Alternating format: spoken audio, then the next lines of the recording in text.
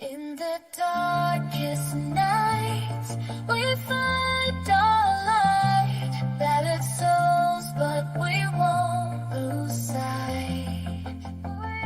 Surviving together, never alone. Through every trial, we carry on. Surviving together, never alone. Through every trial, we carry on. Surviving together, we stand tall. United forever. Strength and courage will overcome. Surviving together, victorious, and never, never alone. We'll face the unknown. We see you, we hear you, and we believe you. Hey everyone, how you doing today? So good to see you on this wonderful Saturday. I don't know about you, but it is gorgeous here in Michigan. It is a wonderful, beautiful, sunny, warm-ish fall day. Very nice. I would love to say that I went pumpkin picking or apple picking or something like that, because I really do want to go, and today would be a absolute perfect day for it. But I think it's going to be still good tomorrow, so I think that's what I'm going to do tomorrow. Today I have been full on research, and last night as well, actually. I've kind of gotten down some rabbit holes, and I'm going to stick with these rabbit holes for a while. So, hey, if you didn't know it, welcome to Surviving Together. You have reached our SAS community here. We are very confused. It's Thanksgiving in Canada.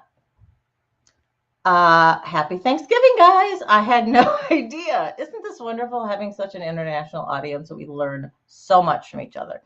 And even like Deidre is in Ireland, but she's from South Africa. So she's got like so many different things that she can talk about. It's just wonderful.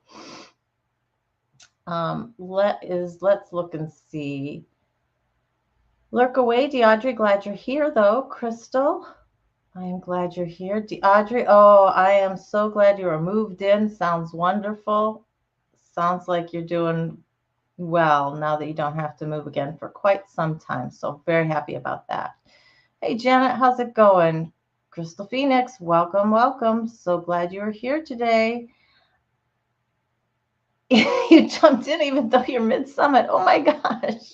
Well, thank you very much. Absolutely, Crystal. Let's give ones all around for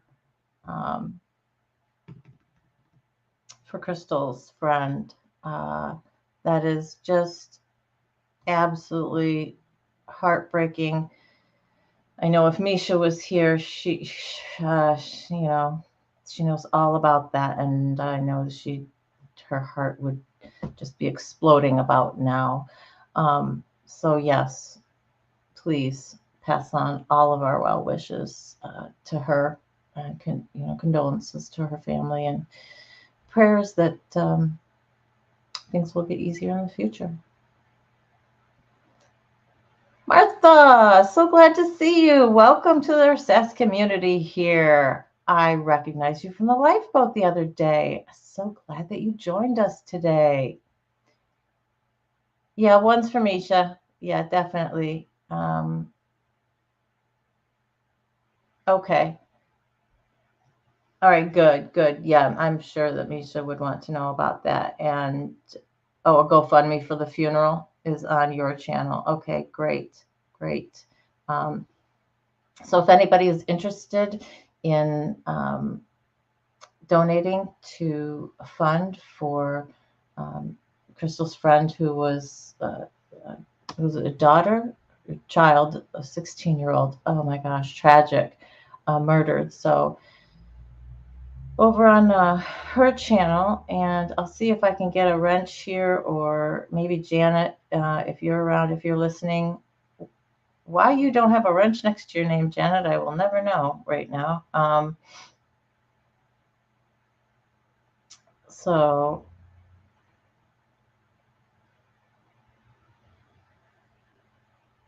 I will. We'll get that matched up. I'm sorry, I'm reading and thinking all at the same time, and that's never a good thing. Sometimes, never a good thing. Sometimes. I took grammar in school. I'm not sure what your name was doing that you got embarrassed by, but your YouTube channel finally has content. How wonderful! If you want to throw your link to your channel out, Martha, we'd be happy to look at that. What is your channel discussing? What kind of content are you doing? If I can put the links to the channel, that would be great. Crystal Phoenix, you may drop the links anytime. It takes me a little bit to look everything up and then get back to you guys, so it is a lot easier if somebody else does it for me. No, you don't want it to drop the link yet? Okay, all right, we won't. Not ready. Okay, not a problem. Tell you what, you tell us when you're ready. Crystal, yes, you may drop the GoFundMe link, please. Absolutely 100%. So Janet has dropped the Janet dropped her channel, which is called Carry On, and she talks about different things over there, and stories and memories, and she did a whole thing on journaling. So definitely check her out. But Crystal Phoenix, yes, please drop your link to your channel for the GoFundMe, 100%. And anyone who is interested, then please go over there, check that out, and donate if you can. If not, most of these have a way that you can at least drop a comment, and thoughts and prayers do wonders.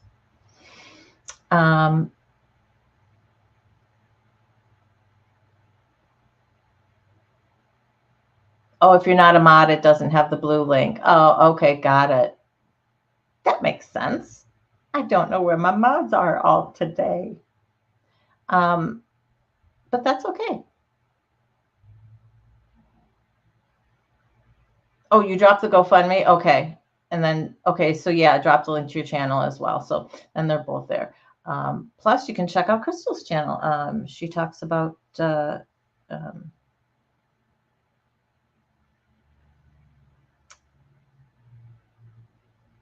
Crystal, why don't you sum up? You talk about mental health issues, don't you, over on your channel? Make you a mod. Huh. Yeah, okay. Let's see. I'm actually attempting to do this. We'll see if I manage to figure this out. I did it before, but I don't. Okay.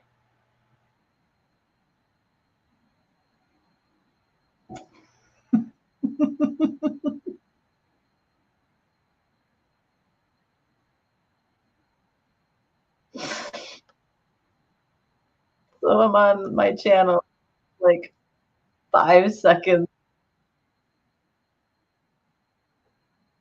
delayed.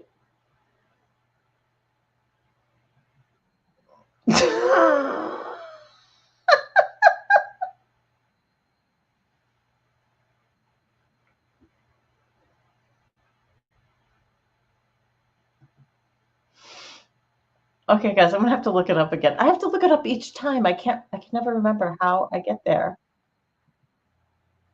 I think I have to go into the studio through YouTube, which I can't exactly do right now because I'm on the live. Exactly. Thank you, Crystal. Yes, thank you.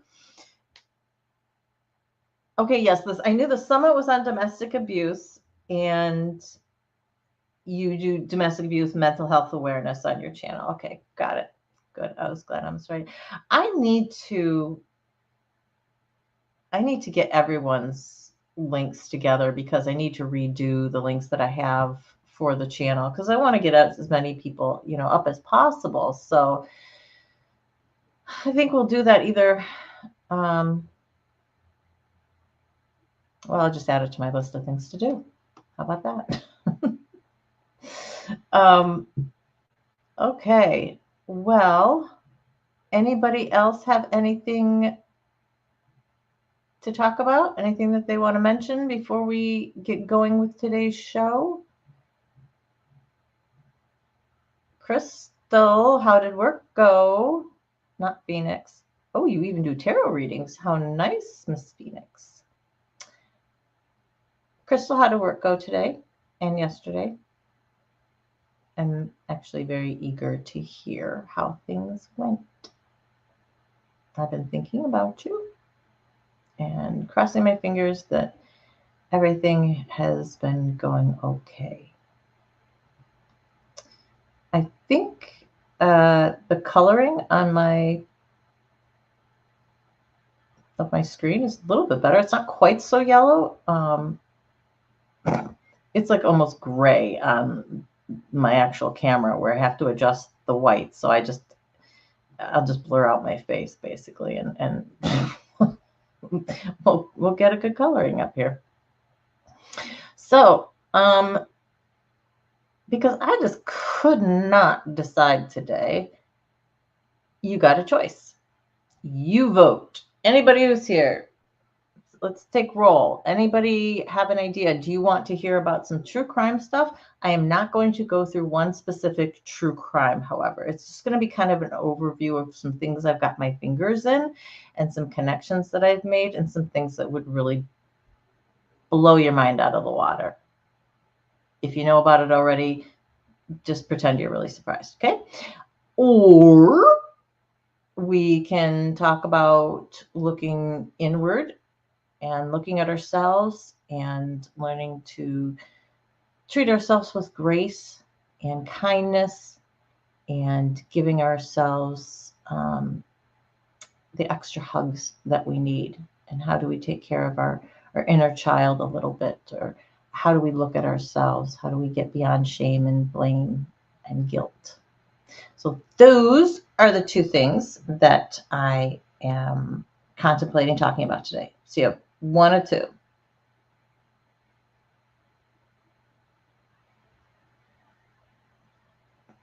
Crystal says true crime doing a lot of inward at the summit.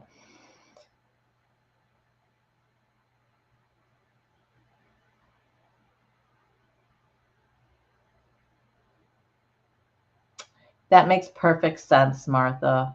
That makes absolute perfect sense.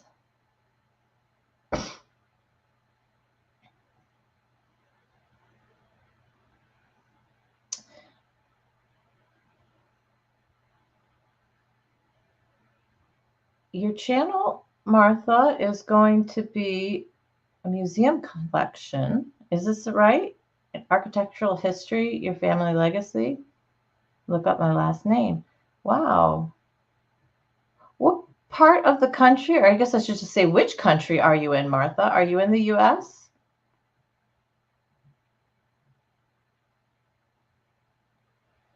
I can see why that would be very hard to deal with having a bad memory connected with your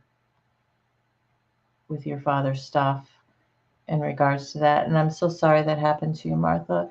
You did not deserve that, and it wasn't your fault. Two things you absolutely 100% need to believe because they're true. Simply that. They're true.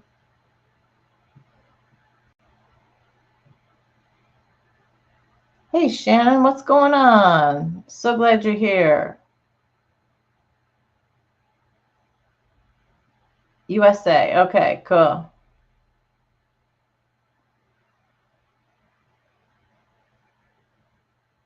I'll speak just briefly overview for Shannon. Her place did not flood. Yay! Neither did David's mom's place. Two people who were directly in the path of the storm. I mean, the eye of the storm. It was really, and they did. It was wonderful. So pleased that it could have been so much worth both of you guys, and I am just thrilled that you guys don't have damage. Because people keep sending us pictures of the damage, and it's like, that's horrible and all, but thank God the people I know, like, made it out okay. So whew. Good, Martha. I'm glad you know it's not your fault. Good. Because it's one thing that if someone doesn't believe it, I'm going to keep saying it over and over and over to them until they start to believe it, because it's one thing we are very, very, let's say, strict about, but just, we will help you see it if you don't. That's definitely, Shannon definitely is a hurricane warrior. She has been through this many a time, being a lifelong Floridian. And the fact that she did not have to go through this, again, is just absolutely just fabulous. So here's to you.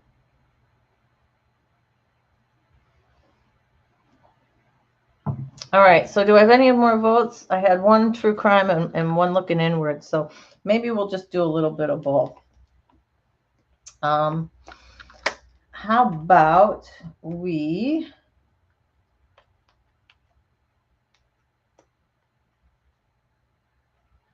I'm sorry. I definitely need a new case for my phone. I dropped it yet again, and it busted yet again. Thankfully, we have Black Friday sales coming up in just a few weeks, so looking forward to getting a new one. Hey, Misha, so glad you are here. So glad you are here. I hope that you can connect with Crystal Phoenix.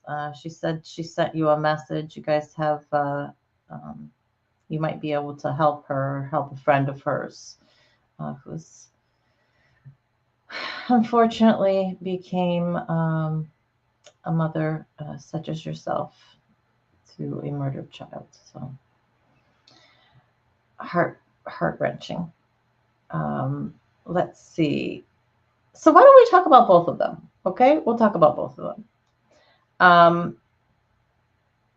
Since true crime, since I'm not like going, like head through on something, and I don't know if you guys will have anything to say about this or not, but so the last couple days I have been attempting to put together the research that I've done thus far, okay? And no problem, Misha. Glad you're here. Glad you're listening. So I did a lot of research, right? And it's helpful to have my singular page, multi-page, notes just on that one topic. But I found myself, looking back and forth between different ones, or, wanting to get them in date range, from oldest to newest, or newest to oldest, or what were the ones that were, within this time frame. And I couldn't really do any of that the way I had it set up. So I needed to transfer everything to an Excel. And I can also keep track of my source material a little bit easier that way. And what I started, and I think I told you this, guys, a while ago on a live, that I was really interested in pedo rings and how they've been busted up and how they've been busted up internationally and the information that's out there. It's really, the 70s, 80s, and 90s are a very interesting time when it comes to pedophiles, I'll say. In the 70s, late 60s, let's say 65, late 60s, but then definitely into the in the early 70s, and after that, the child pornography industry takes off, right? So what is happening is people are becoming more mobile. They're connecting with each other. They're connecting with each other, and they're starting to send kids across the country. Now, here I'm just talking about the US. So they're starting to send kids from Nebraska to DC and back, uh, New Orleans to. Hey, Todd, how's it going?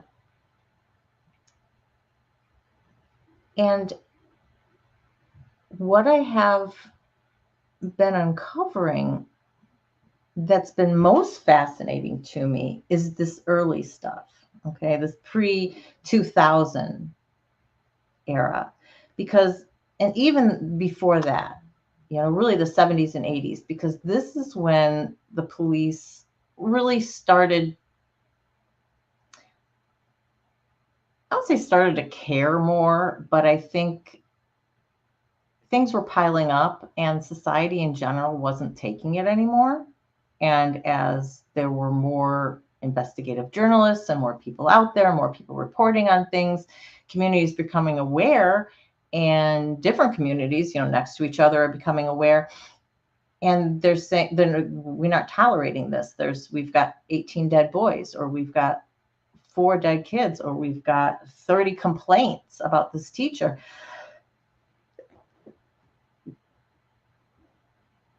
Dude, excuse me.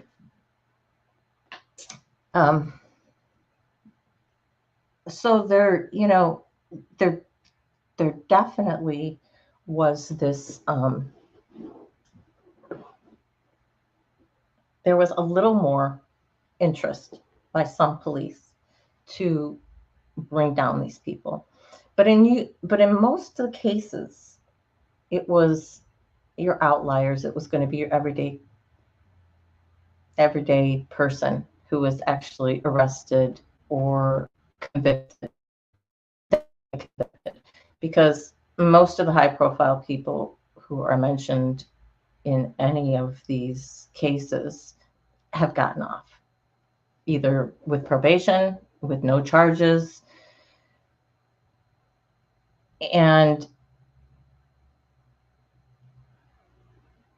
I won't say it's amazing to me, because I'm not surprised that people in power can cover up things for other people in power.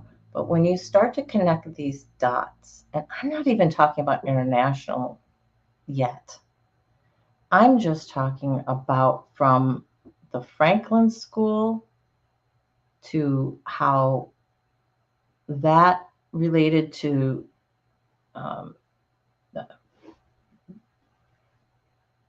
the place in Nebraska. It ended up feeding politicians in DC. And there's this place in New Orleans, and it's called Boys Farm. And, or that's in Boys Farm is in Tennessee. And that fed boys to people who came and got them. And a lot of them were members of NAMBLA. They were vetted. And a lot of how people found out about this was through Better Life, what used to be called Boys Life, NAMBLA, a NAMBLA publication, then called Better Life. And they would advertise basically in there. And they would send out pictures sometimes as, proof, evidence, these are our boys that you have to choose from, or whatever. But these are the beginnings of all of these networks and the beginnings of the pornography networks. So, because childhood pornography in the United States really didn't exist on a larger scale until the 60s, at least. Now, it's not to say that it didn't exist, period, but they didn't have these more structuralized, or not, these more structured ways of getting them from point A to point B. And, this person is providing the kids for the abuse and for the films and whatnot. And then, want to blow your mind just a teeny bit more? One of the guys who is connected to all of this also is connected to Dean Corll and John Wayne Gacy. Now, if you don't know who they are two very infamous, prolific serial killers. John Wayne Gacy, in particular, of young men, Dean Corll Watts, or Dean Corll, the Candyman, different guy than Corll Watts. Another serial killer, though. But Dean Corll. So in New Orleans, this escort service that was set up, and that Boy Scouts were being used as a ruse. Well, for one, the escorts were in Boy Scout uniforms, just so that doesn't arouse suspicions of neighbors. If you're hiring an escort, right, they just have a Boy Scout who's coming over. Oh, aren't they a charitable person? Aren't they a good person, to have somebody over? Well, here's their male escort who they're hiring. And it was adults and kids. And I don't know if it was of both genders, but I do know that it was definitely male. Hi, Venus. How are you doing today? We're just starting off with some true crime stuff that I've been researching and delving into, and getting blown away by the interconnections between some things. So basically, what was coming out of this is that this escort service was where Dean Corll and John Wayne Gacy were procuring some of the people that they A, molested, and B, sometimes were their murder victims. They have the pictures of these boys, abusive pictures. And then they have pictures of the victims of these two people, of Corll and Gacy, and they're able to match some of them up.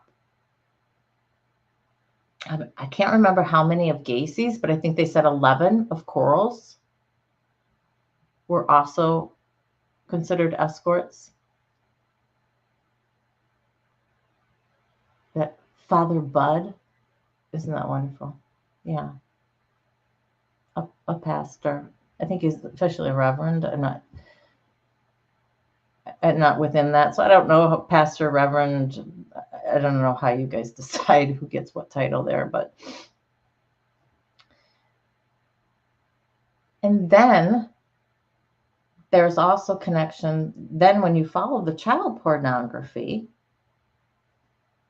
you find links to Roy Ames, who is a very prolific child pornographer, distributor, and taker of. And again, it's places like this escort service that they find that are procuring the boys, right? And they're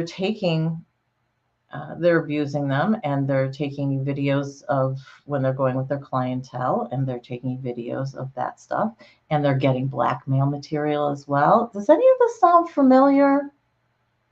Yeah, it's not the first rodeo that people have, done this kind of thing. Yeah, this is exactly what Diddy was doing. Now, minus the child pornography distribution, because we don't have anything that, no allegations of that. But in terms of the sex trafficking ring and taking pictures and making sure that they've got the prominent people by the balls, yeah, pretty much. Works once, works twice, works 3 times. Why not do it again, right? It's been working so well in the 60s and the 70s, the 80s, the 90s. And you know why? because on the whole, people continue to turn a blind eye. They don't want to see it. One, they can't see it because some of the things I think we're only seeing now because we have so much information on all of these people, on all of these different rings, whether it's a pornography ring or whether it's the pedophile rings themselves. With the internet, we have all of this, and now we can check people's names and say, did so-and-so know so-and-so? Is there any evidence of that? Can we connect these people? Can we put them together at the same place at the same time? All of the tools that we have to be able to do that now and to make those types of connections, I think there isn't a way that people really could have seen it unless they were on the inside. However, there are some things that I'll go over with you, particularly about Roy Ames. I'm not sure if I'll probably be handling him as a whole separate thing in and of itself, but not only from there, but from Boys Farm, and I don't remember from Boys Farm or from the Troop, literally 4 tons of child pornography were found in this guy's warehouse. Do you know a ton is 2,000 pounds? So this was a distribution warehouse. Magazines, films, you name it. And if we know that there's this connection to Gacy and to Coral, who by all accounts were sadistic bastards, you want to tell me that snuff films don't exist? And that police haven't known that snuff films exist and haven't seen them? Because I can't remember which place it was, and I think it was Boys Farm, material that was taken as part of the pornography raids. Because they had like 3 or 4 of them that were done on Ames's house, and I think there was another warehouse that they did. Anyway, this stuff was sent to the State Department, and when the public got wind of it, I think a press got wind of it first and asked for the pictures, or asked, at least what's happening with them. The State Department said they shredded them because there was no evidence of postal fraud.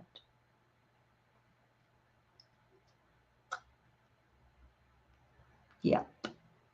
So the stuff hadn't been mailed yet, so there wasn't a federal crime.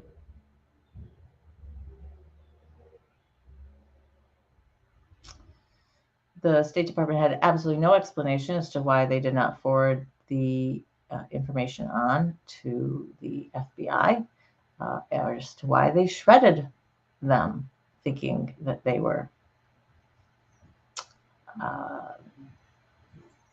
inconsequential. Now, we know for a fact that there are high-profile political and just prominent people that have been caught up with this and that have been arrested, millionaires, And I'll go through some of them when I go through some of these different cases. But again, my focus isn't going to be on that, but on how many times something could have been stopped. There's one case in particular that just makes my stomach churn, because this guy, and that will be John Norman. When I speak about him, get ready. This guy was a slippery, the John Gotti of the child abuser world. I swear, he definitely cover-ups, Crystal. You are going to find so many cover-ups. Now, get this. I think you've heard me mention North Fox Island before, right? I mentioned it once. So if you weren't on that live, you probably didn't hear it. But North Fox Island is in Lake Michigan. It's in the northern part of Lake Michigan, close to the Michigan shoreline. If this is Michigan on a map, so Detroit is here. This is our thumb. Okay, Lake Michigan's going to curve this coast, and right about here is going to be Charlevoix, and about 20 miles off the coast is North Fox Island. And there's South Fox Island, and there's a bunch of other islands that are here, but North Fox Island was bought by a person named Frank Sheldon in the early 1970s, maybe even earlier than that. I need to double check that. It's one of the dates that I need to get down. Mark, welcome. Glad to see you here. So he buys this island and he develops it for himself, and he's going to basically put like a boys' camp on it. So, okay, and he gets an airstrip built, and essentially it's his own private island for abusing kids and inviting other people there to abuse the kids that they've got there. By all accounts, it is mainly boys. However, no film has ever been found, no photography has ever been found, or let me say, still exists today, because a lot was taken by the Michigan State Police, and things were also held by the Detroit police because there were some murders that they believe had some connection to North Fox Island, that the kids were brought there, abused, snuff films were basically made, and then the kids were dumped back over in Detroit where they were from. And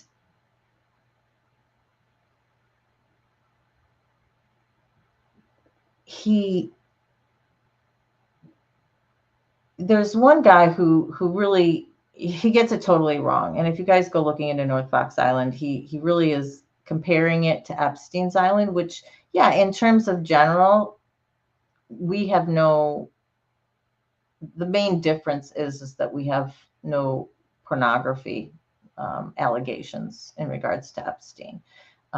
There's nothing that we know of. Now, could he have been also selling that stuff or somewhere? Who knows? Have no idea. But it's very similar, and people are like, oh, this is, North Fox Island, Epstein 2.0. Well, actually, this is going to be the original, and then, Epstein Island's going to be the 2.0 version. But here's the interesting thing. I don't know if you guys are aware, but okay, there's a gentleman by the name of William Barr who was the Attorney General under Trump. And he also happened to go to music camp with little Jeffrey Epstein in 1967 there at Interlochen, which is in Michigan. It's in mid-upper Michigan, by the way. Interlochen is also a camp, one of those camps, and I need to do much more research on it, but that there have been rumors that it was used as a hunting ground for kids, and that kids were taken out of that music camp and were abused by people. Now, could some of them have been people that Frank Sheldon abused? Could be. Could Jeffrey Epstein have been one of those victims? Could be.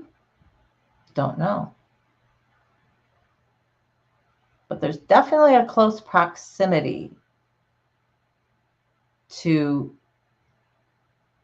the people who are exploiting children,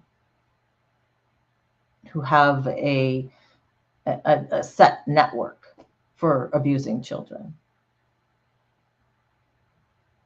Fast forward 7 years until Jeffrey is now 21 years old. He attends college from in the early 70s, from like 71 to 74, but doesn't graduate.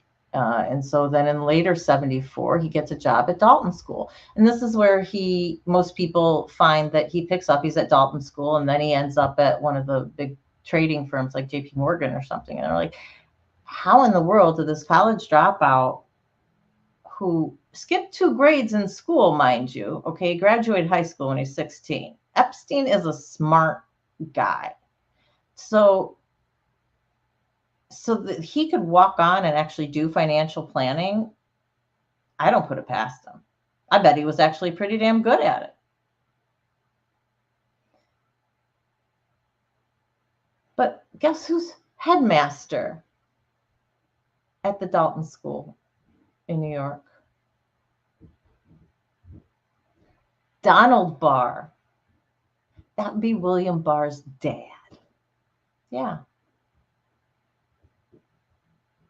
Are we starting to see more connections here? There's been allegations and rumors that have circled around Donald Barr for years as well. I believe he's passed now. That he was a pedo as well. Whether it's true or not, have absolutely no clue. I've not looked that close. But can you see these spider webs? Can you see all these strings and how they're connecting? I wish to say it was mind-blowing and that I had no idea, but I did. It's just getting it all set in your mind and seeing how that goes. It's pretty wild, pretty wild. So that is what I am working on right now. And it's unbelievable. It really is unbelievable. Then I've got a lot of just really starting in the 2000s,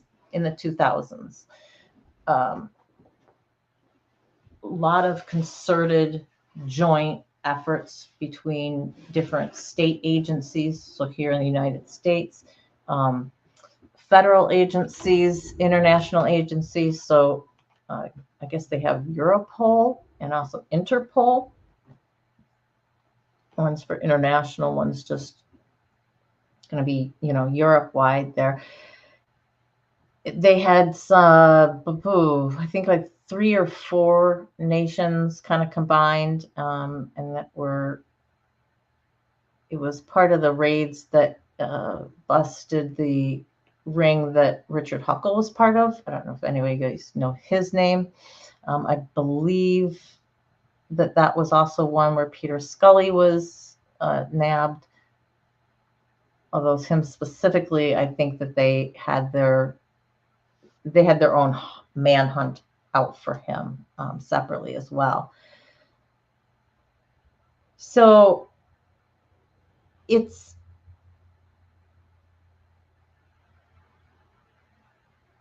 I'm excited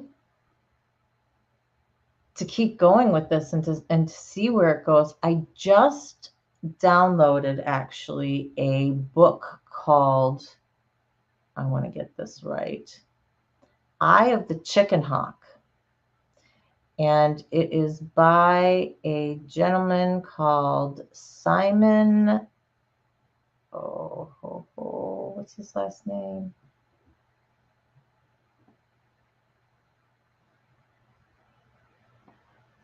Simon Dorsey. Simon Dorsey. And it is connecting all of this. And I go through some of these things and I see Gerald Richards' network.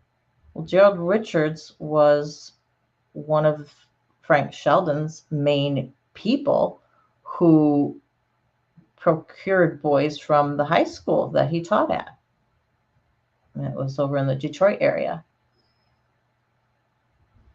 And the parents were all for this because he says, the boys, they get a chance to go out, like hiking in nature for 4 days. It was a privilege to do this because these were, in general, the kids from the poor side of town. Father Bud's Boys Farm, I just mentioned Boys Farm, North Fox Island, Francis Sheldon, who bought North Fox Island, Elm House, and this is over in the UK. Now, how this connects to the US, I don't know, and I'm really interested to see if he's got a connection between those two. But I have a lot of stuff with the UK for the 70s and 80s that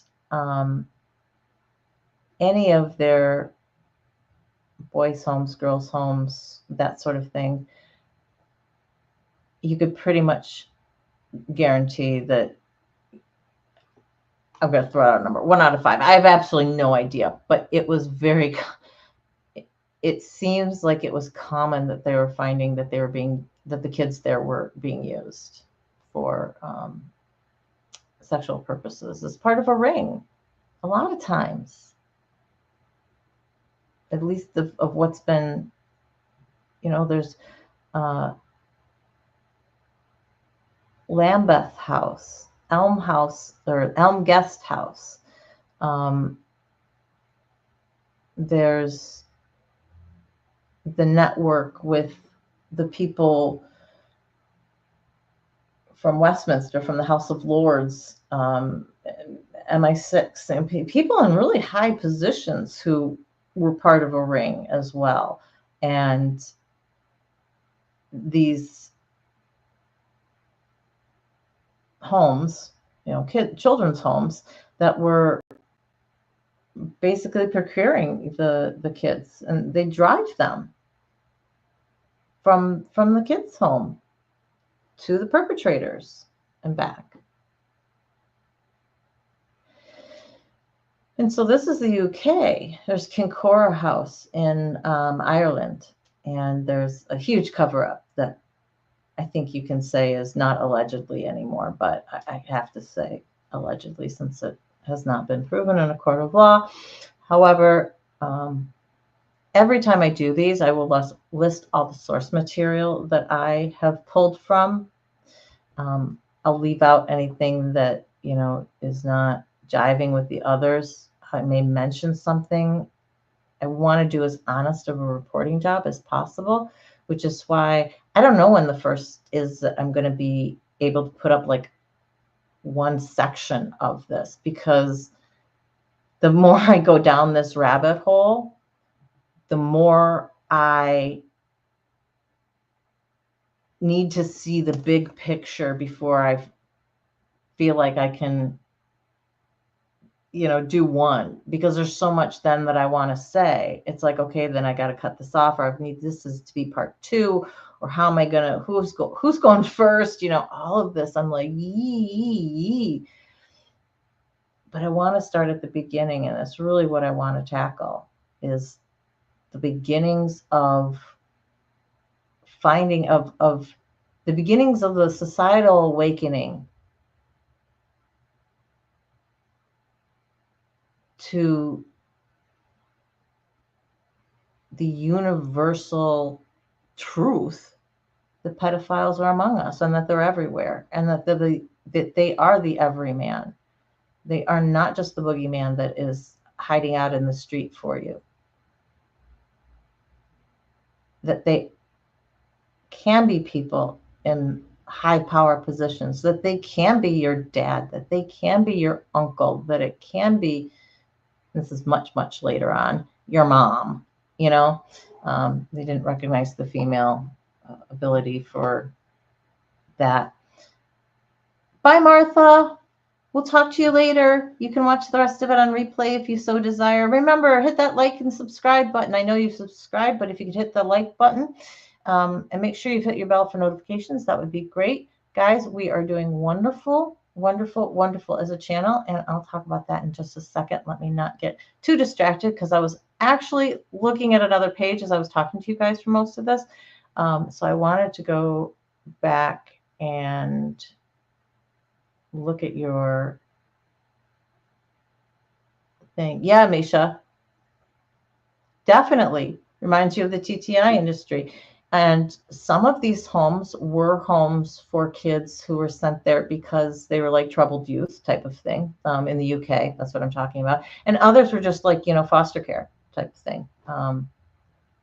Orphanages, homes that kids got sent to for, almost in between housing as they were going to places.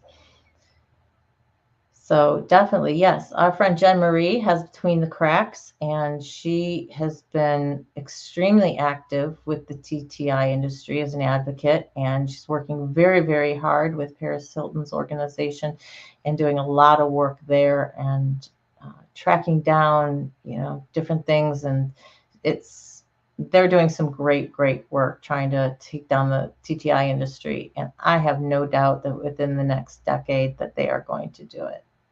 Maybe even earlier, but I mean, it's a lot of money, that's for darn sure. If they can't take it down, we at least need regulation, because there's very little regulation on the TTI industry, at least here in the US and in Canada, because I have read a little bit about that. It's sad. It's just sad.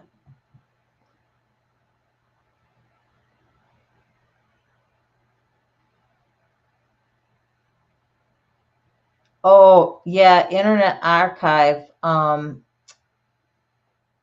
It got hacked. I don't know if you heard that, but the Wayback Machine, it got hacked. And I guess a bunch of passwords were stolen, a bunch of information from people. So yeah, that it's down, I'm not wholly surprised. Yeah. It is. It is. It's decades and decades of systematic organized abuse. And when you start looking at this and when you start connecting the dots between these people,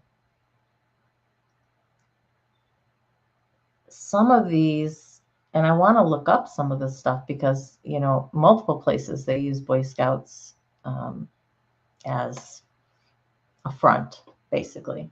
They do Boy Scout things, but it's basically a front for there's your child prostitution ring. Essentially, it's what they're used it for, right? Several different places.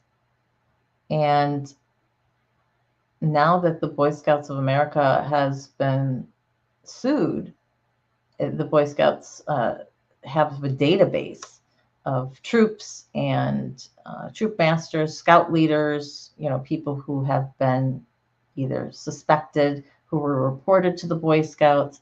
So there's that angle that I want to look into as well. And I want to look in their database and see if some of these people, if there were any, and not all the information's available because they don't have everything scanned, but just see what I can see.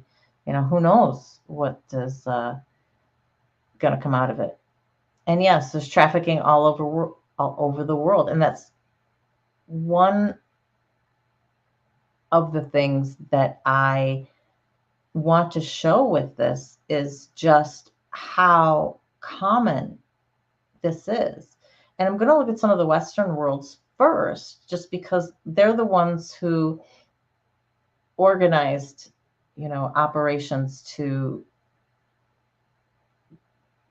bust rings or gather up, a group of men who were trying to meet younger people. And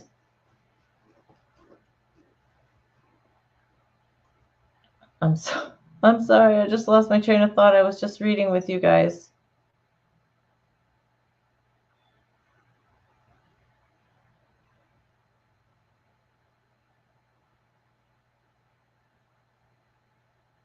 I hope you feel better, Todd. Please, please go and rest. Yes, lots of ones. Lots of ones for Todd as well. Sorry that you're not feeling so well. Misha, there is a video that summarizes basically what Eye of Chicken Hawk. Actually, there's 2 videos. And so those are pretty interesting. So if you can't get your hands on it, because I don't know if I can send it to you because it's through my Kindle, but if but I can also send you those videos if you're interested. But I found them through just doing North Fox Island search on YouTube. So if you're interested that way.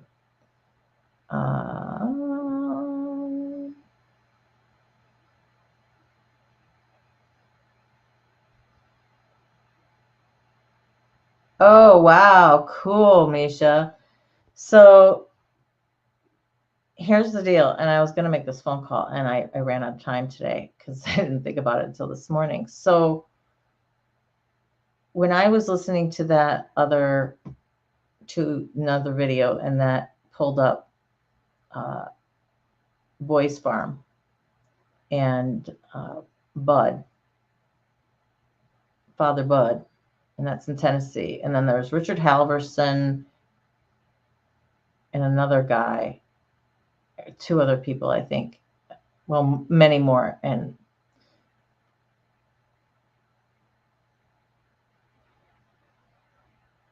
in the New Orleans, there was a New Orleans, Florida connection between there.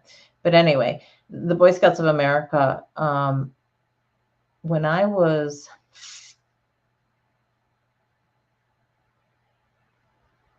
I'm going to say by 1980, probably earlier than that, it was late 70s, my mom became a den mother for my brother for Boy Scouts. Yeah, it was the late 70s. And she was a den mother. And eventually she became a den leader, in charge of all the den mothers. And then I'm not sure what her next step was, but after that, she became cub master. And so she was over all of the dens in the area, right? And so she would go to the national gathering of BSA leadership in Taos, New Mexico every summer once she got to that status. And I just think about it, and how many pedophiles did she come into contact with and worked with? I wonder, because I don't know what the percentage is. If you could ever estimate what percentage of troops, had a bad leader. But it makes you wonder. It does, doesn't it? It makes you wonder. And I think I asked my mom once about it, and she said she never heard anything. And just want to ask her again. Ask her if maybe she'll search her memory and just see if there's anything that she remembers from that time, any inklings, any murmurs. Did she see that at all? So I definitely want to know. Georgia, it would so much help if there were no statute of limitations for SA. Yeah, especially childhood SA. And that is changing somewhat in different states. Some states, California, New York, a few other ones, they've opened up periods of time, okay, where you can actually bring a claim. And so say they'll open up and say from now until 2026, you can bring any claims that were pre, this date, and you're allowed to bring them, whether it's civil claims or whether it's a criminal complaint against somebody. Each state's taken a little bit of a different tack. Some haven't done anything. Some have changed their statutes moving forward. So after the enactment, there will be no statute of limitations, but it doesn't do anything for the people prior. Some states have just opened up opened up the statute and said for childhood sexual assault anyway, that that there is none. And some have done that for adults too.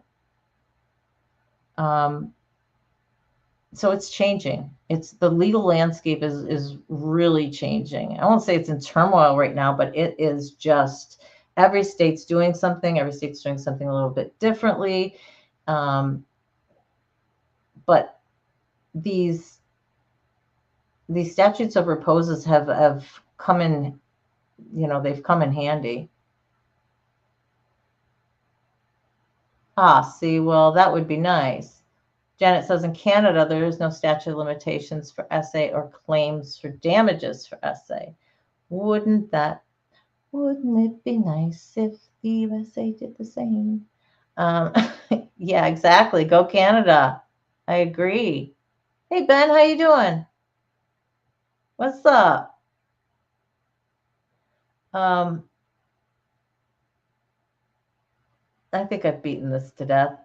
Anyway, there is my true crime overview. I can't believe some of this is happening, but I can believe it. Don't know when I'll get anything posted because my research keeps leading me to other research, which keeps leading me to other research. And at some point, I will just break down and probably talk about an individual operation, and it'll probably be in the 2010s or 2020s, simply to get you guys going with some stuff. But I definitely, the beginnings of it is where I really want to focus my attention. So maybe it's been done before. I don't know. So within my research, I'm learning that. I'm learning that, some people have definitely tried to connect all these dots. And what I want to do is take this person's, Simon Dorsey's connecting of the dots with the gentleman who wrote a book about North Fox Island and him connecting the dots, because he does speak about, it was Gerald, damn it, what was the guy's last name? Hang on. Richards. It was Gerald Richards who gave the police the drawing of the pornography distribution and of how different Boy Scout troops were being used as part of this network and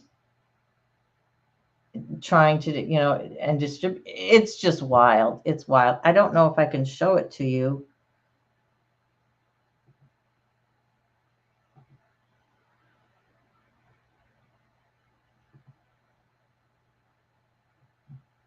I thought I put it somewhere here, but oh, here it is.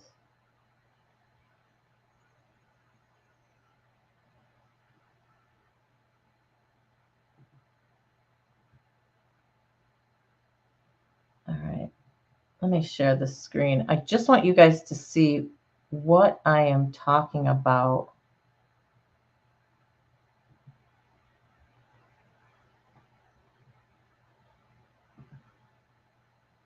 Oh, hey, that's how I can do things. Yay. Looky there. Okay, I'm going to take myself out of this. And hang on. I am going to see if I can make this bigger. That just moved him. Okay.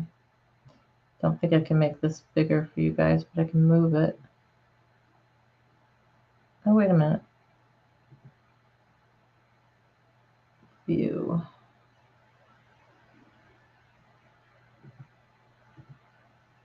Oh, no, that didn't do anything. Okay, hang on. Hang on, guys.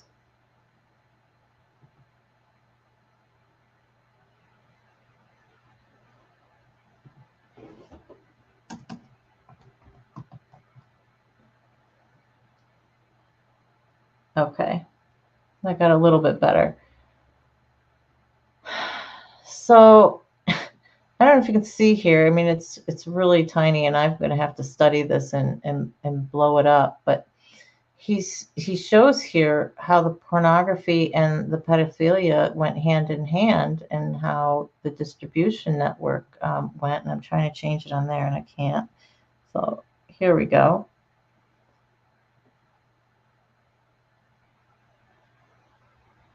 Look at this. Now you would think that with something this detailed. And here's a guy who was a teacher in Michigan. And look at this. What does it say here? Church of the New Revelations. And this is Father Bud's place that they set up. And what else over here? We've got Detroit, DK. Oh, Charlevoix. Here's an airport, Charlevoix Airport. So this is all about North Fox Island. It's just unbelievable.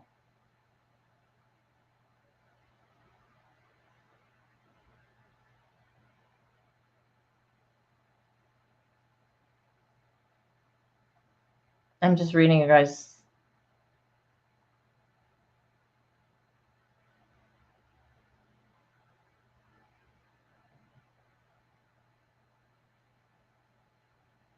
I like the binaural frequencies too. I listen to them at night, definitely.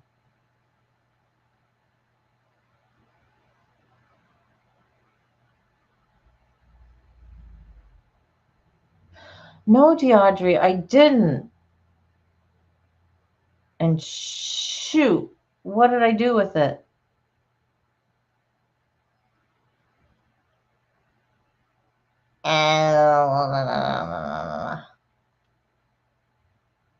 If you have a link to it or more information, Deaudrey, can you put it up? Because I'm not sure where I put that. This is the other part of what I've been doing, is getting all of my stuff together so that it's easier for me. Okay. You posted it under the video. Okay. You posted it again. Actually, can you just email it to me? You left it in a comment. Can you just email it to me? Because that way I know I'll get it and I know it'll be there. That would actually be easiest. Ben, Misha, nope, no idea what you two are talking about, but that's totally okay. Don't know if you guys know it or not, but Blessed to Crochet, Mary Jones, I've interviewed her on this channel before. She talks about mental health issues, and she uses crocheting as just her way of, it's a tool for her to deal with mental health issues. It's calming, very calming for her. And she has 1,100 subscribers, guys. She is going to be monetizing very soon. They're going to be doing a monetization party, and I think it's to get their watch hours up because that's where they're needing the people. We are at 1,800 watch hours, guys. I'm just thrilled. I know that I'm going to have to work hard between now and the end of the year if I want to be able to monetize going into next year. I think as long as you're monetized, you get to keep it going into the next year. And I don't know if you then have to, I think you have to keep your 1,000 subscribers, but I don't know if you actually have to reach the new watch hours as well. She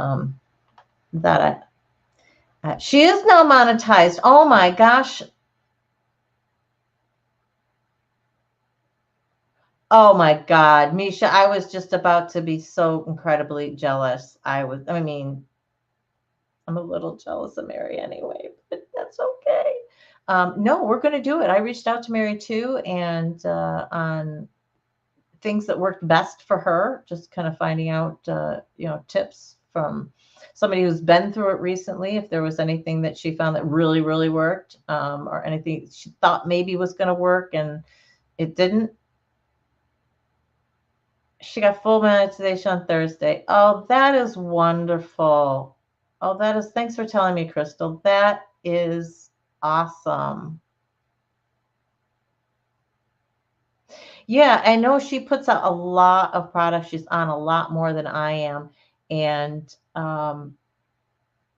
yeah, since she has been doing so much, I want to find out what kind of Was there specific content that started getting her, the more views? Where did she find she was ramping up? What did she, was it going to other channels and introducing herself? What were the things that made a difference? What were the things that really didn't make as much of a difference that maybe she thought were going to? Any information like that is going to be helpful, and I will take absolutely. So incredibly proud of her. Incredibly proud. That's just absolutely wonderful. And it couldn't happen to a nicer person. She's just a sweetheart. And if you guys get a chance, go over and check out her channel. If you ever have a birthday on the lifeboat and you see Spanx holding up a little birthday cupcake, she made that. She crocheted that little puppy.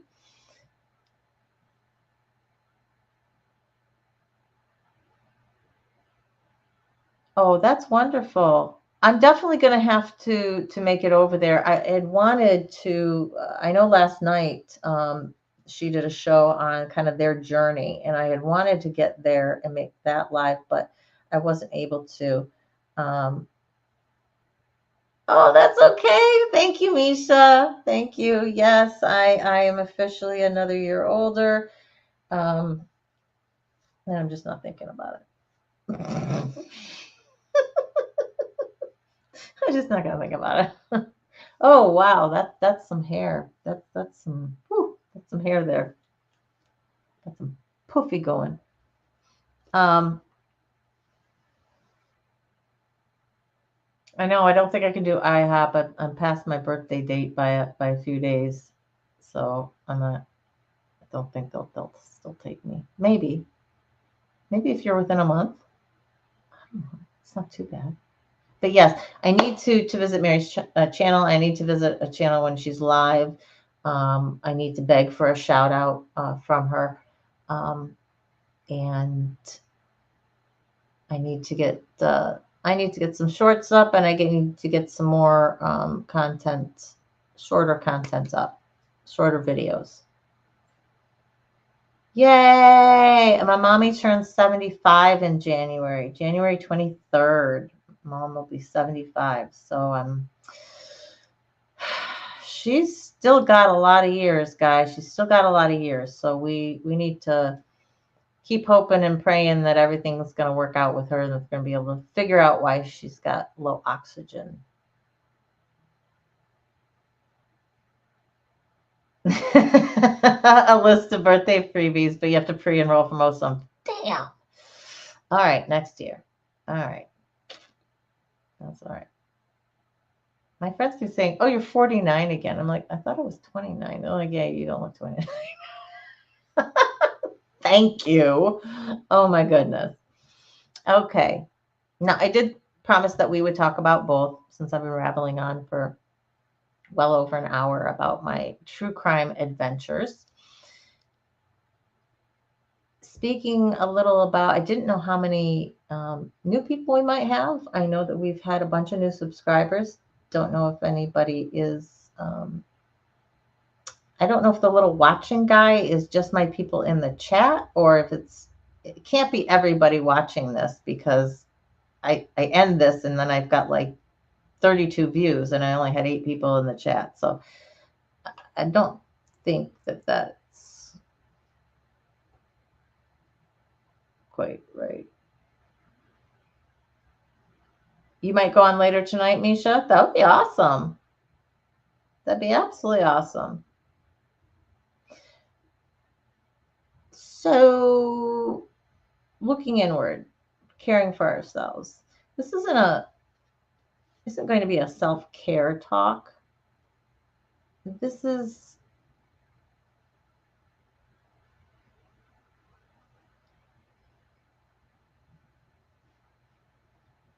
you do what you do, Misha. I'd love to see whatever you do for your channel. I need to pull up something here. So, looking inwards, what I wanted to talk about with that, was these concepts of self-blame, shame, and guilt, and how we need to let them go. They serve us no purpose. When we think of trauma, you always, always, always need to keep in mind that your trauma responses to the traumatic event happened automatically. Your body decided how it was going to react each and every time, if you were victimized more than once. Each and every time that situation happened, your body decided for you how it was going to react before your conscious brain has a chance. So the guilt for not running, the shame for staying, not fighting, any of that kind of negative self-talk is purposeless. There is literally nothing you could have done to act different. Your animal brain, your survival brain did it for you before your conscious brain could think. I mean, like this. And then your conscious brain kind of came along and went, wait a minute, I don't want to react that way. But you can't help it. So when we're out of the situation, when we're learning to heal,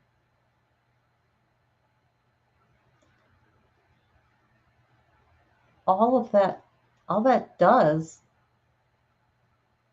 is put the blame in the wrong place. If we know we are not at fault, then we also should have no guilt and no shame and no self-blame talk. If we know we're not at fault, we have nothing to feel guilty for.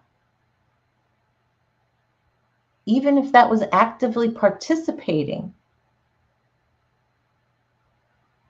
you're a child. You cannot consent. Or you're an adult and you're consenting under duress.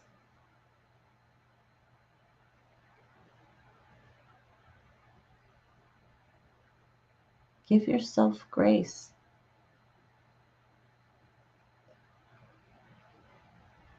Because if you're going to recognize that it's not your fault, then you can't also hold on to that guilt that says, I should have done something different. And it wouldn't have happened. You can't say it's not my fault. However, if I had done something differently, maybe it would have happened differently, or maybe it wouldn't have happened. You can't put the onus of the outcome on you if you're going to admit that this is not your fault. That means it was out of your hands. Okay? The blame is on the perpetrator. The shame should be on that perpetrator. And that is a point that we fight in society. I give you that. You have no reason to feel that shame. Society had no right to make us feel that kind of shame, to turn it around on us and say that our behavior somehow instigated it. Society got it wrong. Society was run by men, and the men didn't want to admit that they were doing wrong things. So how do we deal with it? We just turn it right back around on the victim.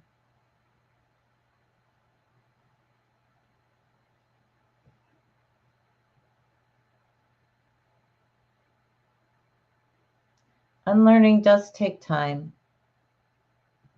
Janet says, sometimes I think the shame guilt feeling just comes from our go to horrible internal feeling we are taught to feel as kids. It's default. Unlearning takes time and work. It does. It absolutely does. I think that there is a distinction that you make when we talk about shame and guilt. And when I speak of it as I'm doing now, I'm speaking of it vis-a-vis the molestation that occurred, that regardless, speaking of it in terms of the abuse that occurred. Now, a lot of us suffered other forms of trauma that definitely have left us with that go-to negative internal feeling of fault. It's my fault. Right? It was easier just to accept blame than to deny it and to have something else happen. It was, and I am, I'm guilty of it now. I'm guilty of it now. I mean, I don't enjoy a fight. And if something's going that way, and I know it's like a no winner argument or anything, I'll just, my fault. I'm sorry. It's my fault. It just end right there. Just end right there. I apologize. I'll say I misunderstood. I'll take the blame, for it. I will fully, to not have to hash out something that I think is never going to go anywhere anyway. But a lot of us do have that absolute horrible feeling inside. Yes, Gacy with a C. It's with a C, Ben. Yeah, John Wayne Gacy. Your newest song. Guys, by the way, my roommate's friend came with meat from a butcher shop. I mean, like fresh meat from a butcher shop. Holy Nikes, did it actually taste different? He brought ribeyes and bacon. It was good, don't get me wrong, but I was just floored by how different it actually tasted from store-bought meat. That freshness is, wow. It made all the difference. Because I had that growing up. My parents always bought a side of beef and then we freezed it. But I don't remember that. Crystal says, I like the definition of shame, guilt and shame. As guilt tells us we did something wrong, shame tells us we are something wrong. Absolutely. Absolutely. I think that, let me find out. Here we go. Yes. And that's exactly how I had it. I think you're almost word for word, Crystal, for the way that I had it in my notes, that I define it as well. Yeah. Guilt is the feeling you did something bad. Shame is the feeling that you are something bad. Definitely.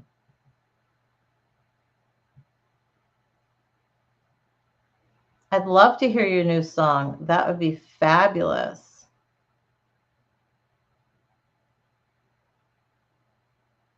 $100%. The food has lost nutrition value. It's been, genetically modified to get more, gain out of, each crop and all that kind of stuff. And I'm definitely seeing the way back to doing a garden again,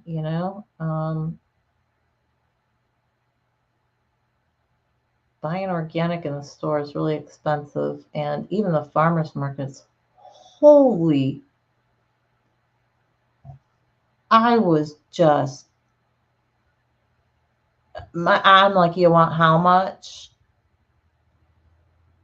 Like the only thing I can afford is a zucchini, right? Because that stuff just produces by the bushel.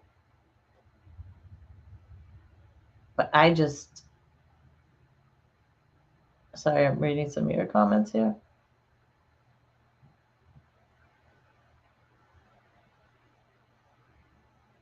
Well, that's how your favorite author defines it in her books, Crystal. Okay, yeah, it makes absolutely, absolutely makes total sense. Your daughter even called out the food tasting different yesterday. That's interesting, Misha. That's really interesting. Yeah, I mean, like, I'll get Chinese food sometimes, and I know the water chestnuts are in those little tins because they taste like a tin.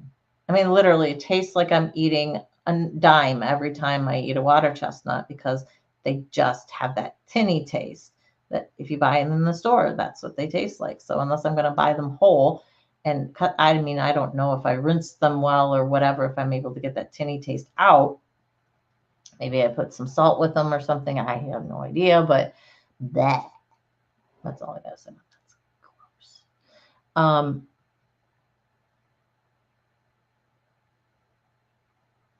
So yeah. Da, da, da, da, da, da. Speaking of, in talking about our inner child and talking about taking care of our inner child, that grace is so important to give ourselves. And I totally understand that there is probably a point that you go, do I still deserve grace? I mean, I've been doing this, that, or the other, or I've been not doing this, that, or the other.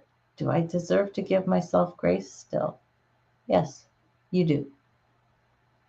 You always do.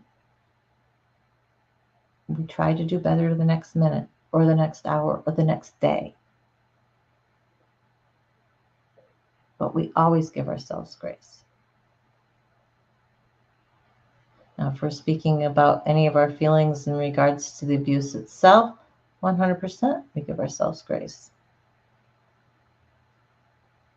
And it doesn't matter if it was child abuse or abuse as an adult. It doesn't matter how long or how short you were abused for. It doesn't matter what the abuse was. It doesn't matter if it was an adult who abused you as a child or if it was another child who abused you as a child. All of it, not your fault. All of it, no shame. All of it, no guilt.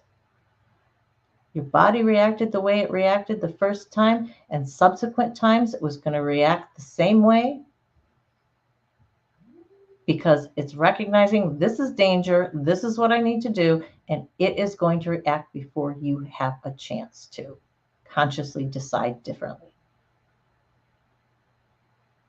So you just don't have a leg to stand on to hold on to that guilt.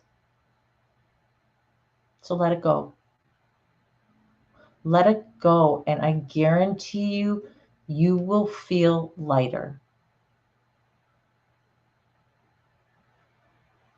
At least I really, really hope you do. Because it's a good chunk. Letting go of guilt like that, it's a pretty big chunk. And when you can go,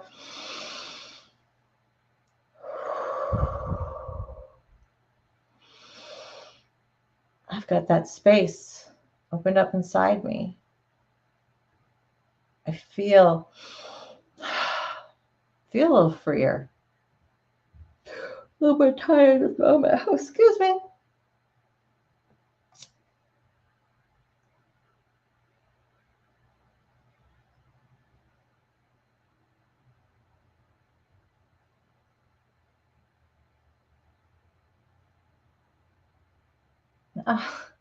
He just says one of my favorite movies was The Incredible Shrinking Woman with Lily Tomlin. I remember the movie, nothing about it. I just remember the movie. But apparently, one of the main themes would be so many of us are mistreated in our adult relationships.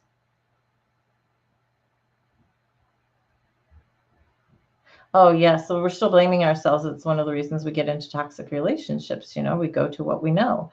And unfortunately, what a lot of us know is not a healthy relationship. And give ourselves grace. Nobody else will. That's very true. That's very true. We survive together, never alone. You have to forgive yourself. Has to be in order to heal. You cannot be whole if you have not forgiven yourself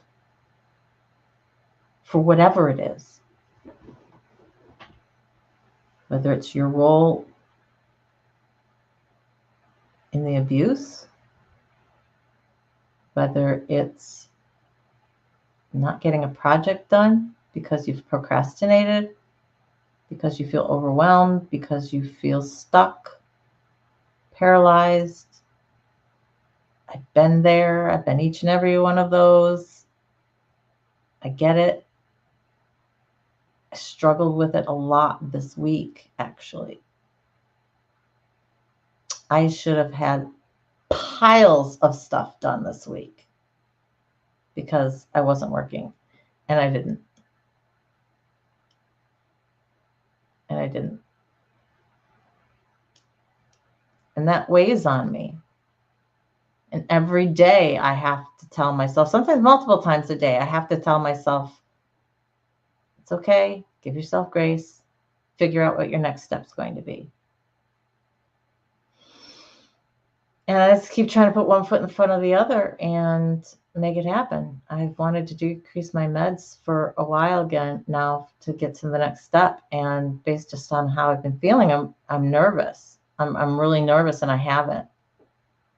And I'm wondering if I wonder if I wonder if I'll have the guts to do it tomorrow. I don't know. Let's see. I think I need to get new pills before I can do that, because I don't think I can cut these ones into quarters without them falling to pieces. So that'll have to, we'll see what happens with that. So in terms of our inner child, in terms of looking in,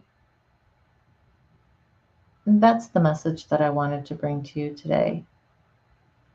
It's the biggest thing that I wanted to talk about, is because we beat ourselves up for so long. And sometimes even saying all along, no, I know it's not my fault. Yeah, I know. I know. Yeah, the shame belongs on him. Yeah, I don't have anything to feel shameful for. Right. But that guilt, whoo, wow, that can be doof.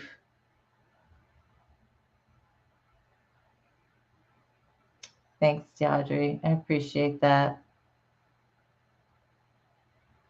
Yeah, I don't know. I don't know what's going on with my meds, and I don't know if how I've been feeling is related to it, or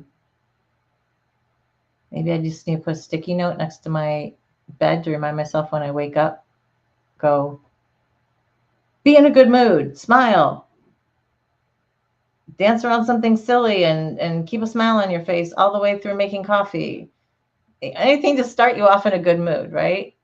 Because I do feel when I start my day good, when I'm waking up with a smile on my face, it's so much easier to get through my day. It feels so much better. I feel like, I don't know, it just feels like I can focus and do things. It's just, Yeah. Maybe I'll try that. Good music first thing in the morning? That might be. That might be. I need to start. It's hard because you're waking up in the morning and you're going, right? And it's not exactly the time that you're most with it. So you remember, oh, let's use this. So I have to leave myself sticky notes to remind myself, do this, do this. If it's first thing in the morning, I have to. So on top of my alarm, basically, is going to go a note that says smile.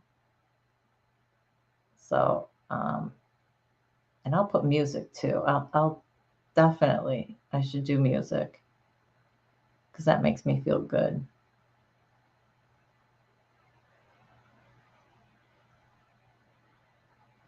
Yes. People who groom others are master manipulators, and they're masters at discovering through conversation where people's insecurity lies, where are the holes that they can exploit, what are the needs that they can exploit in that child, in that family, right? And it's interesting, this is one of the things that I want to bring to you with these pedophile rings. And one of these pedophiles, he was talking and he said, yeah, what he looks for is somebody who has one parent, who's poor, who is by themselves most of the time. I mean, they went through like what they were looking for, and this is like 1976. It just a couple months ago that I did, child grooming. Nothing has changed. The psychology is still the same. The grooming techniques are the same. The situation or what they might ply you with in terms of drugs or alcohol or toys or whatever, that may be a little different, that may have changed, but in essence nothing's changed in regards to how they're getting kids. This is not a surprise to us, guys. It gets my dander up because even more so when I'm looking at these and I'm looking at these pictures and I'm of these pedophiles, and that it was known and that people turned a blind eye. And if we had only had the education, because it's getting harder and harder for these larger scale operations to go, like, say, just within the United States.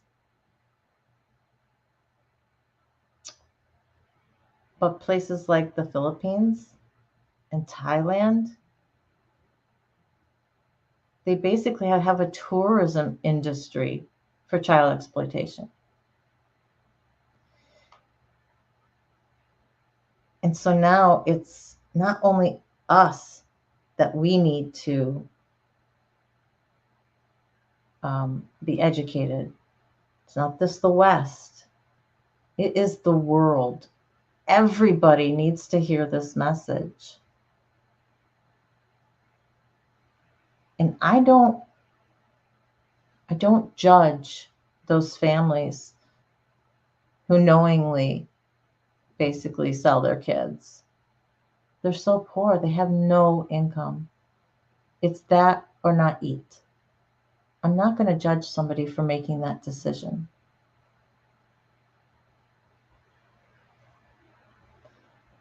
But at least maybe we can stop the tourism aspect. We can stop the people going. I mean, if we prevent them from being able to get to the kids, that would be great. But, we're talking about, you need a social network. You need social services. You need to have a better infrastructure within those countries. And that's just not something that I can do or that I'm, that I would be set up to do.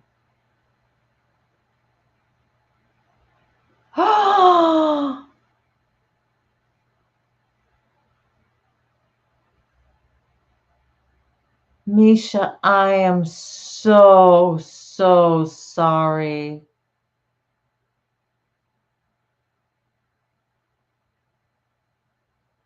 I am so, so glad.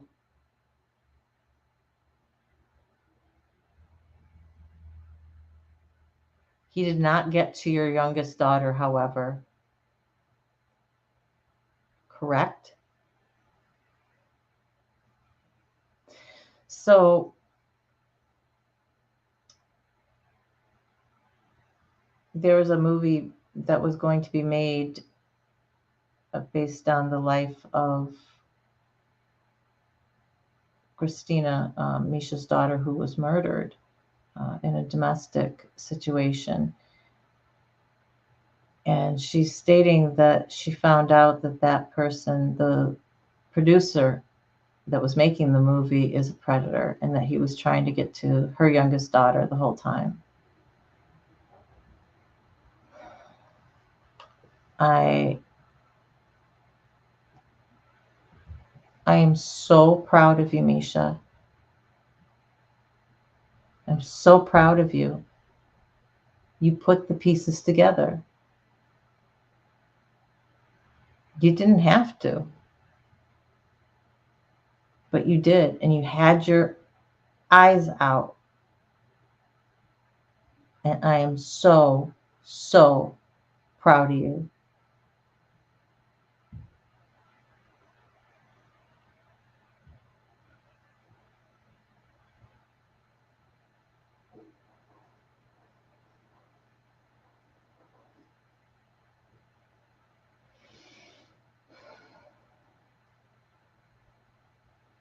Well, I'm glad you got information, Misha. Um, feel free to call me, text me, email me, whatever. If you need to talk, okay? I know that's got to be a big, big shock to your system. And along with everybody else, we have no words. But I am thrilled that your youngest daughter is safe from him. Again, Misha was educated. She knows what to look for. But even us who know what to look for sometimes can't see it. These people, they ingratiate themselves in our lives so well that we can't see the danger until it's too late or almost too late. And here she did.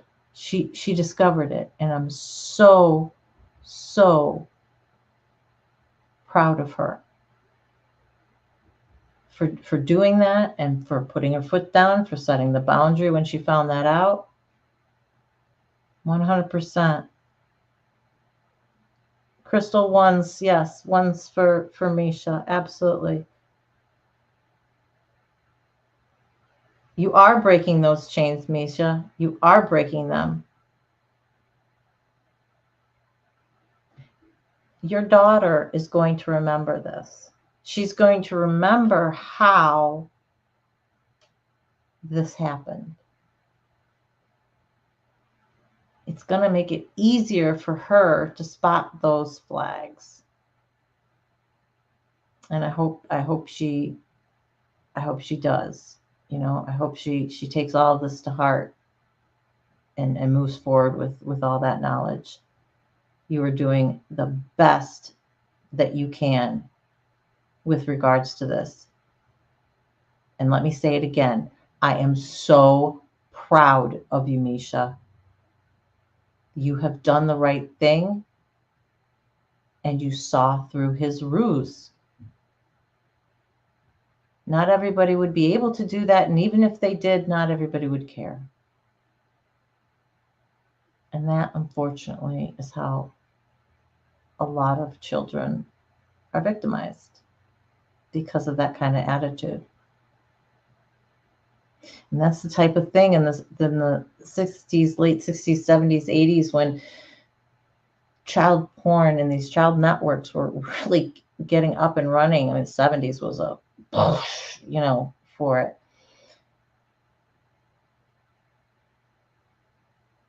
I know for a fact that in organizations that such as the Boy Scouts. If it was happening in the 70s, it was probably happening in the 60s, and it was probably happening in the 50s. This is not something I think just popped up one day. These people have always existed in history. It's not a new phenomena. It's not something that's just come about because we're industrialized now. This is stuff that has always existed in history, but it's not talked about. I mean, nobody wrote anything down in, Egypt about the pedophile ring they busted.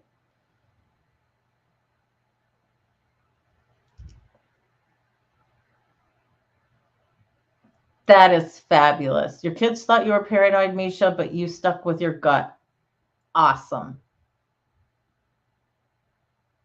Awesome. And I know which daughter you're talking about, and what she has also been through as part of this. And I hope she as well has a light bulb that goes off because of all this, and gets her life put together and is going in the right direction. I'm glad you got receipts, Misha. That's important. Yeah, you do what you know is right. Oh, that's awesome. Good. Nail them to a wall.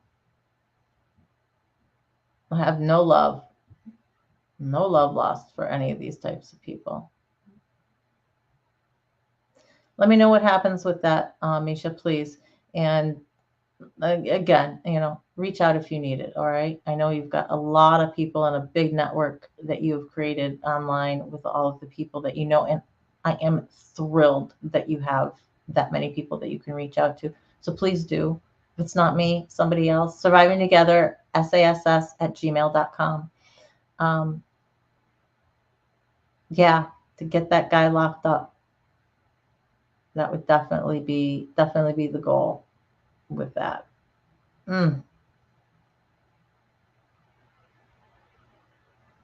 So sorry.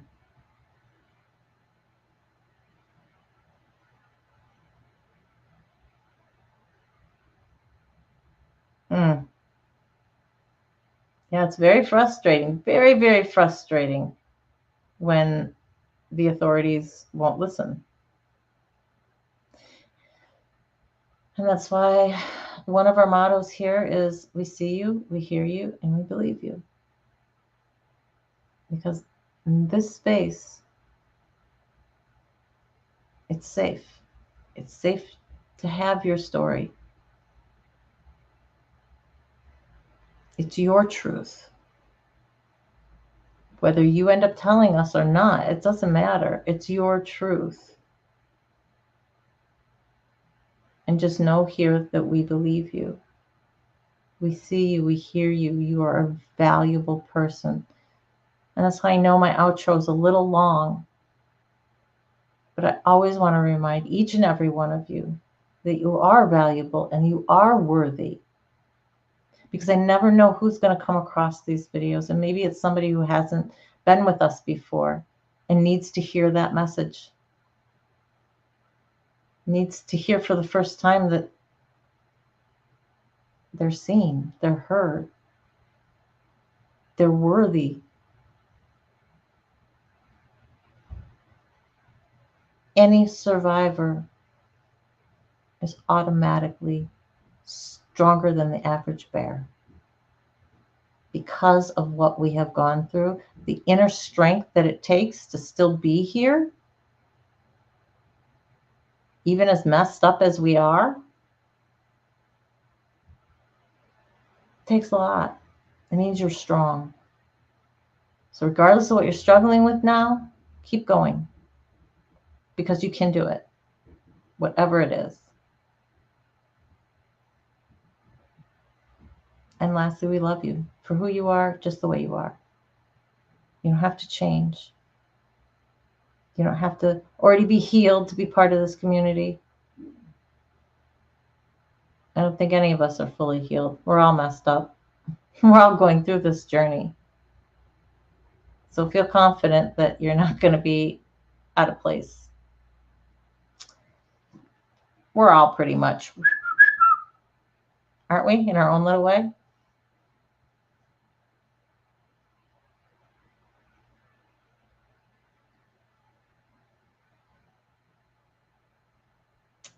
Oh, yeah.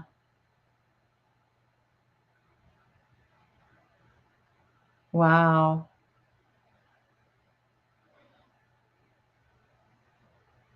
Misha, I would love to help with this more. I'll be quite honest with you. I do not have the time right now. I have other things that I need to focus on that are right in front of me. If I can get some of those things done, however, I will have, more bandwidth um, to maybe put out some feelers. I don't think I'm the person that can help you kind of get anything started, but once things are started, if you've contacted people or whatever, I'm certainly willing to, jump in and help in any way that I can. Oh, Misha, no, no, no, I don't think that you're asking anything of me that I can't give. I'm offering, okay? I want to help. I just know that I can't right now. Um, and I'll be honest, it's a little bit of a misnomer when I say I don't have the time. I look at my week and I did nothing. Didn't get a whole hell of a lot accomplished this week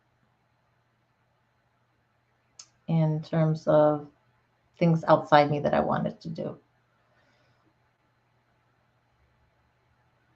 And every day I gave myself grace, and now I'm at the end of the week kicking myself and questioning whether I should have given myself grace because I ended up doing a week of nothing and I had so much to do. And I don't know why yesterday night just hit me, and all of a sudden I'm just like zoned into my channel research in terms of these, pedophiles. Yeah, something that I'm passionate about. I wish you the very best. Please keep me updated, though. I definitely want to know what's going on with that, and even if I can't help with getting anything started, I might be able to give you some ideas or something. Again, help any way that I can. And I appreciate you, Misha. Love you so much. And that goes for all of you. It seems like a good place to end. I kind of explained my outro a little bit already, so I won't go through it. But I love you guys so very much. Thanks for hanging out with me today and going over my true crime journey, at least what I rabbit holes that I've gone down and gotten involved in now. We'll see where this ends up.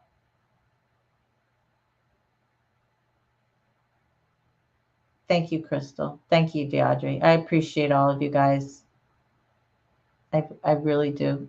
I really, really do. Crystal, I hope you got my emails, and I hope that you're okay, and I hope that you understood them. If there's any issue with them, please email me. Please contact me and let me know. Okay. I hope that they came across in the vein that I was meaning it. Um, so with that, I bid you adieu. We'll figure out what we're going to talk about on Wednesday. I kind of need to get going in a new direction, I think, with some new material that we haven't covered before. So I'll see what we're going to do. Maybe I'll just put all my ideas up on a dartboard and throw one, see where it lands.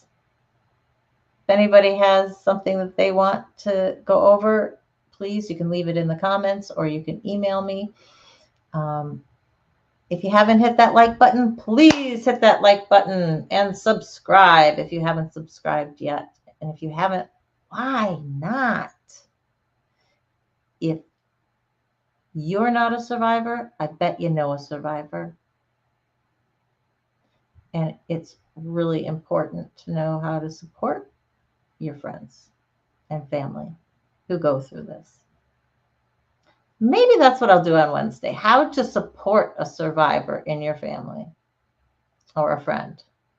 How to support somebody. I might do that. Oh, Crystal, I hope you feel better. I really hope you feel better.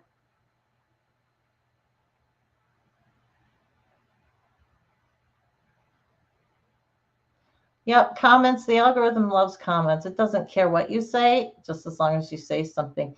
The more comments it sees, the more likes it sees. They're seeing that people are engaged in the video. They see that it's getting watches and that people are viewing it. And the more people are commenting, that means they're talking about it. So the algorithm really likes that, and it pushes our stuff up to the top. So that's why we ask you to leave a comment at this point in time, beyond just because you want to, because you want to leave a comment.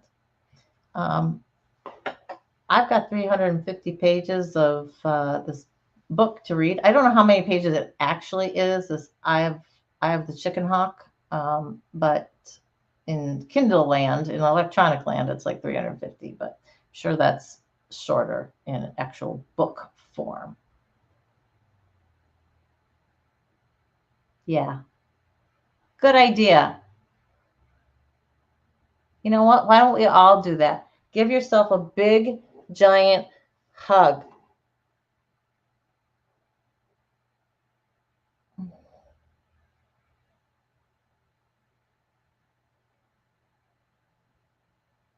If you don't have anybody else around, always you can hug yourself.